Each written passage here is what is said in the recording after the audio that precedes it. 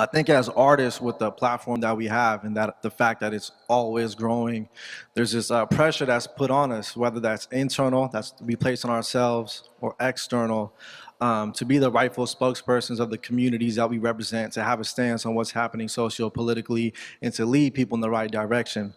And I say that to say that having a spiritual practice sometimes takes us away from that. It allows us to be checked out from what's going on. And because of that, some of us have guilt and shame for being checked out with the socio-political issues and how we must show up for that. So how do we balance having a spiritual practice and managing some of the guilt and shame that comes from stepping away from the work that's ahead of us in regards to radical change? Thank you.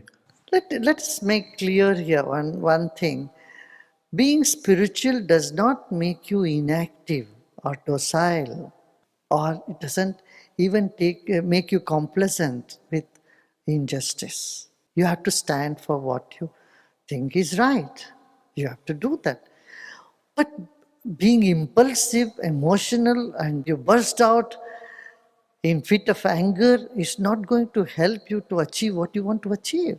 Violence is not the means to achieve anything. Nobody has ever achieved anything through violent means or impulsive behavior or an emotional outburst.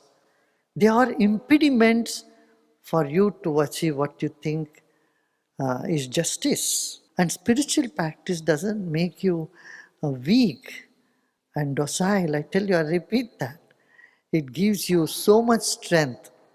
See, Mahatma Gandhi fought against, but he never lost his temper and started yelling and shouting and lost his way. He is a thorough example. Martin Luther King, he was a very composed person. He had such a spiritual sense in him. And that spirituality gave him strength to fight against corruption, fight against injustice. We in Art of Living did the same thing. We stood against corruption, against terrorism. Don't think that inactiveness or passiveness is spirituality, or aggression, just mere aggression is activism. No, you can be active being centered. You can be firm and soft. So I would say there is a combination of sensibility and sensitivity. Often people who think they are very sensible, they are not sensitive. And those who are sensitive, they are very mushy, they are not sensible. So emotionally embroiled all the time. No, we need that central path, middle path. That is what spirituality is all about. It brings you that.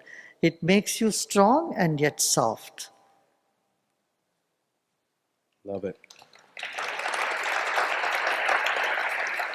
You know, if I could add to that, just, it's hard to add to that, but if I could just add a little something. Yeah. When I got sober, that I mentioned earlier, and started to have a spiritual life and connection on a daily basis, I started to know who I am.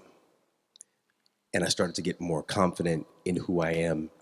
And I think that much like the Guru was saying here is, the more we know about ourselves, the stronger we are.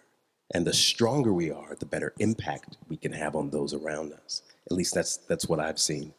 And this spiritual practice of meditation every day, and now with the added, this breath work that I'll be doing daily, crazy, insane, lovely, beautiful, keeps my spirit in a space that it's more focused than it was before.